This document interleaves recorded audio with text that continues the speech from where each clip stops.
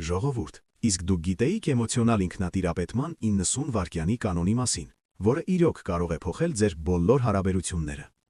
Նյարդաբանները ապացուցել են, որ երբ մեր օրգանիզմում առաջանում է էմոցիոնալ ռեակցիա, համապատասխան քիմիական նյութերը մեր արյան մեջ լիովին քայքայվում և անհետանում են ընդամենը 90 վայրկյանում։ Սա նշանակում է, որ ցանկացած զայրույթ, նեղվածություն կամ վիրավորանք կենսաբանորեն տևում է 1.5 րոպե։ Այն ամենը, ինչ դուք զգում եք դրանից հետո, ձեր գիտակցված ընտրությունն է շարունակել մտածել այդ մասին և վերարտադրել այդ էմոցիան։ Իրական ուժը սկսվում է հենց այդ 90 վայրկյանը սպասելու ունակությունից։ Ով տիրապետում է իր ներքին քիմիային, նա անհասանելի է դառնում մանիպուլյացիաների համար և միշտ մնում է հաղթողի դիրքերում։